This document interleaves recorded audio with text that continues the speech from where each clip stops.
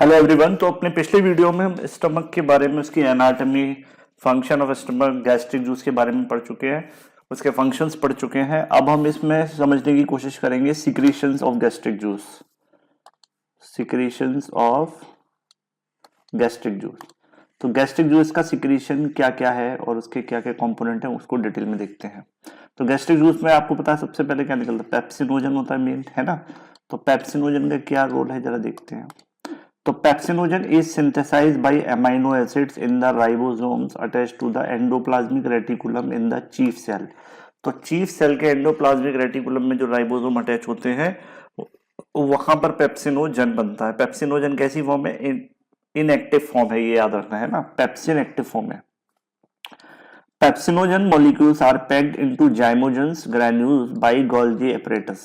Golgi apparatus के through इसको zymogen granules की फॉर्म में पैक कर दिया जाता है। When zymogen granules is secreted into the stomach from chief cell, the granules is dissolved and pepsinogen is released into gastric juice। The pepsinogen is activated into the pepsin by hydrochloric acid। और जब ये किस form में release होगा, ये zymogens की form में release होगा, जाइमोजन ग्रेन्यूल्स के छोटे छोटे ग्रेन्यूल्स के फॉर्म में रिलीज होगा और ये एक्टिवेट हो जाएगा किसकी वजह से? HCl की वजह से। क्लियर? चलिए, सिक्रीशन ऑफ HCl। HCl कैसे बनेगा जरा वो देखते हैं। तो अकॉर्डिंग टू डेवनपोर्ट थ्योरी, कौन सी थ्योरी? Davenport theory, hydrochloric acid secretion is an active process that take place in the canaliculi of parietal cells in gastric glands। The energy for this process is derived from oxidation of glucose। तो oxidation of glucose आपको पता है कहां से? Parietal cell का shape कैसा था? ये, और फिर फिंगर लाइक ये। इन फिंगर लाइक प्रोजेक्शंस को हम क्या बोलते थे? कैनालिकुलाई। ठीक है, क्या बोलते थे इनको? इन्हीं को बोलते थे कैनालिकुलाई। तो जो कुछ होगा इस सेल के अंदर होगा। ठीक है, बनेगा कैसे वो देखते हैं। Carbon dioxide is derived from the metabolic activity of parietal cell. तो पैराइटल सेल के अपनी मेटाबॉलिक एक्टिविटी से क्या रिलीज होगा आपका? गैस्ट्रिक ग्लैंड में पैराइटल सेल है, पैराइटल सेल है ना। तो ये जो पैराइटल सेल है इनके अपना कार्बन डाइऑक्साइड रिलीज हुआ मेटाबॉलिक वेस्ट के बतौर। Some amount of carbon dioxide is obtained from blood also. It combine with water to form carbonic acid. तो जो पैराइटल सेल के अंदर वाटर है उसके साथ मिलकर ये क्या बना देता है? Carbonic acid. In presence of carbonic anhydrase enzyme it is present in high concentration in the parietal cells। Carbonic acid is most unstable compound. आपको पता है, आपने रेस्पिरेटरी में भी पढ़ा होगा नीट की तैयारी के दौरान कि कार्बोनिक एसिड कैसा रहता है? अनस्टेबल रहता है। तो यही फिर टूट कर क्या बना देता है? It splits into hydrogen ions and bicarbonate ions. The hydrogen ion is actively iron is actively pumped into the canaliculus of parietal cell। और बाहर से हाइड्रोजन आयन एक्टिवली इसमें मूव करेंगे, किसके अंदर? Actively pumped into the canaliculi. ठीक है, तो कैनालिकुलाई के अंदर एक्टिवली पंप होंगे इनका।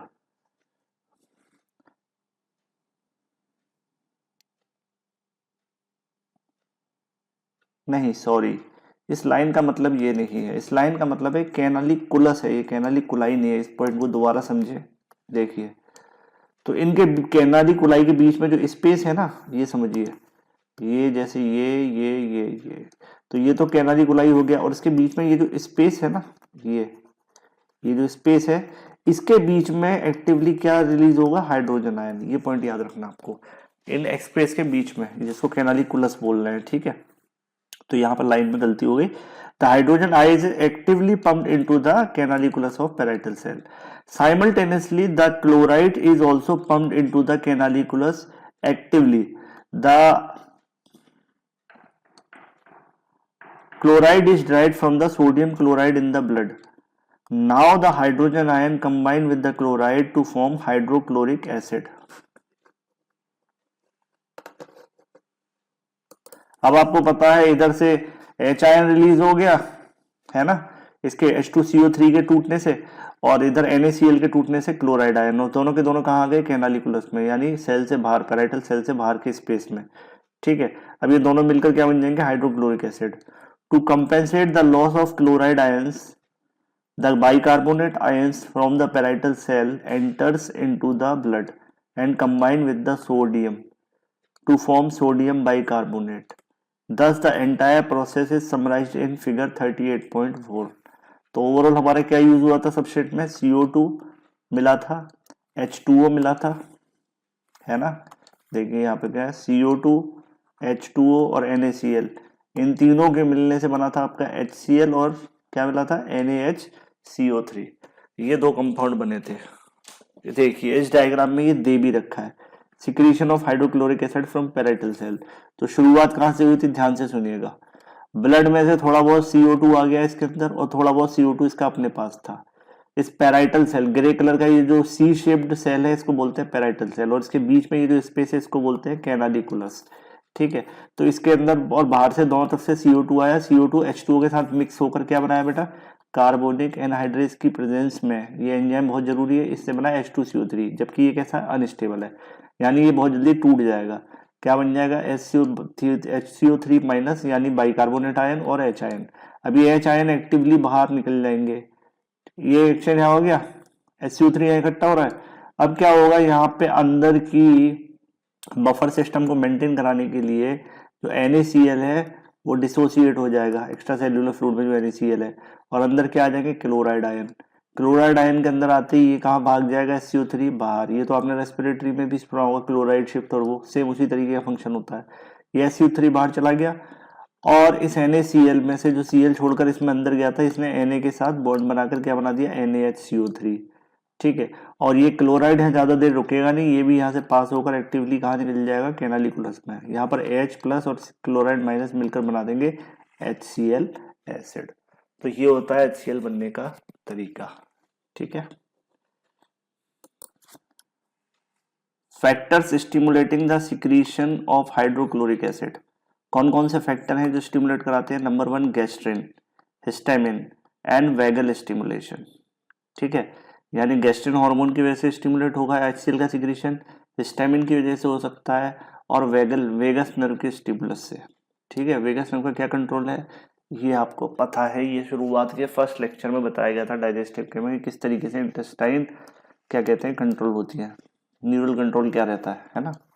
Factor inhibiting the secretion of hydrochloric acid. कौन कौन से फैक्टर है जो इनहिबिट करते हैं हाइड्रोक्लोरिक एसिड के सिक्रीशन को, तो गैस्ट्रिन सिक्रेटिन, गैस्ट्रिन का उल्टा ही होता है, आपको ये वैसे भी पता होगा।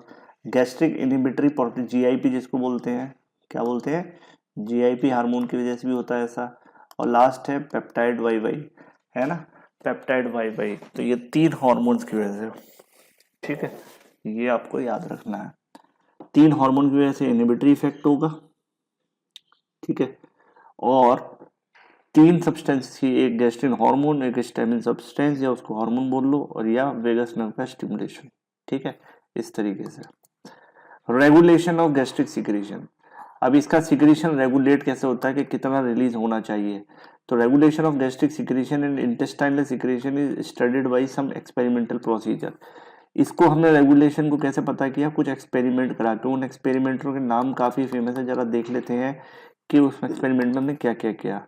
यानी रेगुलेशन ऑफ गैस्ट्रिक सिक्रीशन को पढ़ने के लिए हमें मेथड ऑफ स्टडी पता करना पड़ेगा ना, कि किस तरीके से हमें पता चला कि ये वाकई में कोई ग्लैंड इस चीज से कंट्रोल हो रही है या नहीं हो रही, या कौन से फैक्टर हैं जो इसको कंट्रोल कर रहे हैं, है ना। तो ये सारी चीजें, तो इसमें पहला एक्सपेरिमेंटेशन करा गया था, वो पेवलोव पाउच बोलते हैं उसको, पेवलोव पाउच वाले एक्सपेरिमेंट में किया गया था।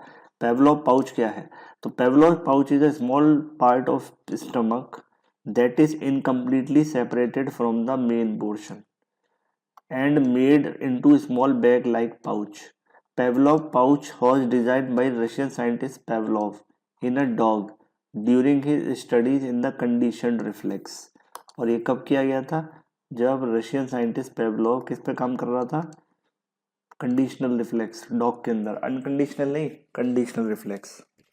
प्रोसीजर क्या रहता है इसमें, to prepare the Pavlov pouch, stomach of anesthetized dog is divided into large part. ठीक है, a small part is making an incomplete incision. The mucous membrane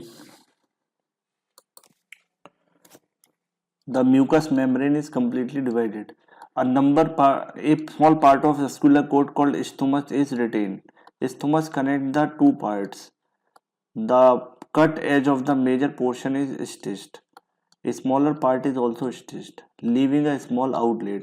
This outlet is brought out through the abdominal wall and used to drain the pouch. ठीक है, इसमें एक pouch like structure बना दिया, उस pouch के अंदर से उसकी जो ड्रेनिंग थी वो बॉडी से बाहर की तरफ निकाल दी, जिससे कि उसके अंदर जो कुछ भी रिलीज होगा, कोई एंजाइम होगा, वो बाहर टपकता रहेगा उस ओपनिंग से, और उसे वो एक वेसल में इकट्ठा कर लेंगे और पता करेंगे उसकी नेचर। ठीक है।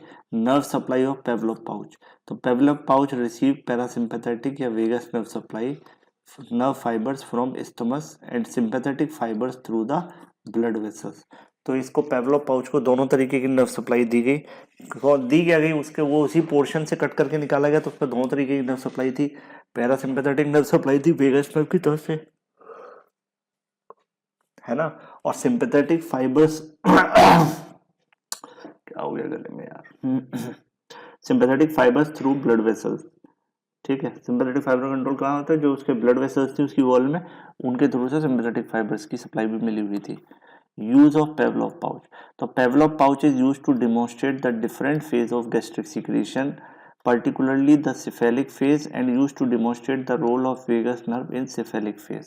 तो इससे हमने क्या हेल्प मिली, इस पाउच से हमें ये हेल्प मिली कि इससे हमने ये डिमोन्स्ट्रेट कर पाए कि different phases of gastric secretion जो होता है वो कई फेजेस में होता है, कई टुकड़ों में होता है।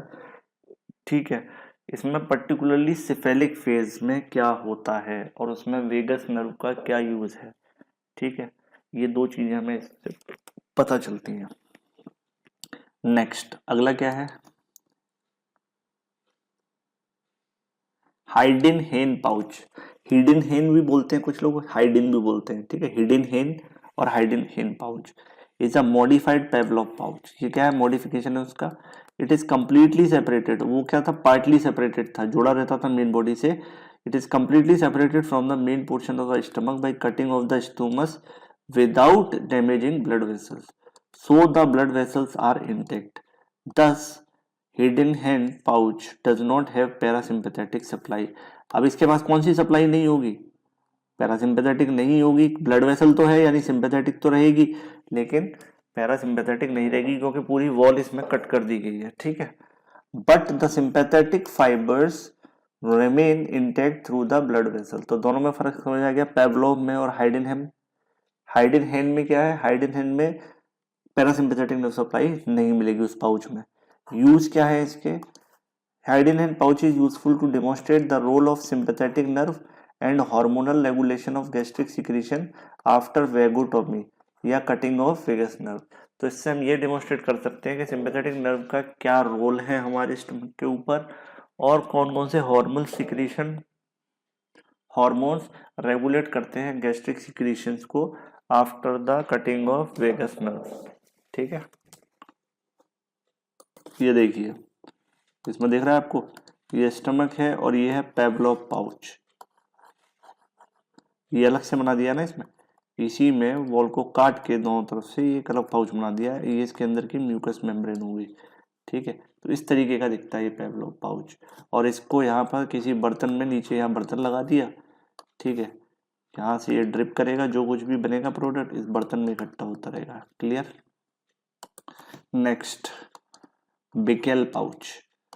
In this, even the sympathetic nerve fibers are cut by the removing the blood vessels, so the Bickel pouch is totally denervated pouch। देखिए इसमें और ज्यादा क्या कर दिया, स्टेप बाय स्टेप चल रहे हैं। फर्स्ट वाले में क्या करा था पेवलोव ने, दोनों इंटैक्ट रहने दी थी, केवल क्या काटा था, वॉल काटी थी, है ना, मतलब एक पोर्शन अलग कर लिया था। उसके बाद हाइडन हेन ने क्या करा था, हाइडन हेन ने पैरासिम्पैथेटिक काट दिया। फिर आया थर्ड बिकेल पाउच में क्या हुआ, उसमें दोनों तरीके की नर्व सप्लाई काट के देखी गई। इसका यूज क्या होता है, Bickel pouch is use to demonstrate the role of hormone in gastric secretion, यानी गैस्ट्रिक सिक्रीशन में हार्मोन्स का रोल क्या है, ये कैसे पता किया हमने, बिकेल्स पाउच के थ्रू। ठीक है, next is Farrell and Ivy pouch. Farrell and Ivy pouch is prepared by completely removing the Bickel pouch from the stomach and transplanting it in a subcutaneous tissue of abdominal wall or thoracic wall in same animal। New blood vessels develop after some days, it is used for experimental purpose when the blood vessels are developed. ठीक है, तो Feral और ivy pouch में क्या है, Feral ivy pouch में इसको पूरे के पूरे पीस को निकालकर दोबारा से वहां से निकाल कर, मतलब अपनी ओरिजिनल लोकेशन से, यानी पार्ट ऑफ स्टमक में से पाउच के फॉर्म में निकाल के उसको ट्रांसप्लांट करते हैं subcutaneous tissue of stomach of the same person. ठीक है, उसी सेम पर्सन के अंदर उसको ट्रांसप्लांट करते हैं। Uses.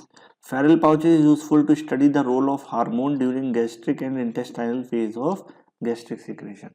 तो सब में क्या है, मेनली बैकेल्स पाउच किसको देख रहा था, बैकेल्स पाउच गैस्ट्रिक सिक्रीशन को था, जबकि फेरल एंड आईवी पाउच दोनों को देख रहा है। क्लियर है। Next is sham feeding. Sham feeding क्या है, sham feeding means false feeding. It is another experimental procedure devised by Pavlov to demonstrate that regulation of gastric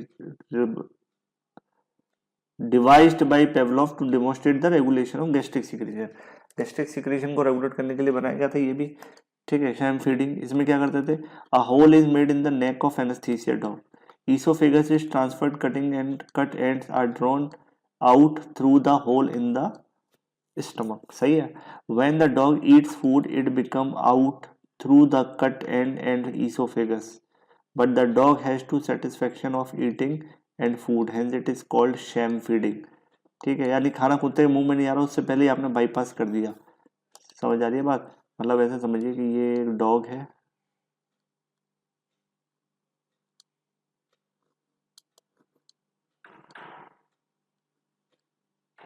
ठीक है, ये एक डॉग है,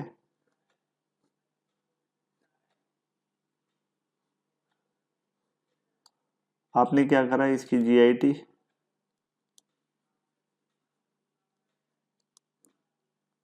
है ना, तो आपने क्या करा कि मैक्सिमम कहाँ तक जा सकते हो आप, यहाँ तक। तो आपने कट कहाँ लगाया, डायरेक्ट आपने कट लगाया यहाँ पे इस पोर्शन पर, है ना, इस पर, यहाँ पे ये। ठीक है, और यहाँ पर बंदा खाना खाता रहेगा और वो यहाँ से बाहर निकलता रहेगा, लेकिन उसके दिमाग को इम्पल्स जाएगी कि यस उसका पेट भर रहा है, पेट भर रहा है, और उसका प्रॉपर पेट फुल हो जाएगा। ठीक है, तो ये इस तरीके से काम करता है। This experiment procedure is supported by preparation of Pavlov pouch with fistula from stomach.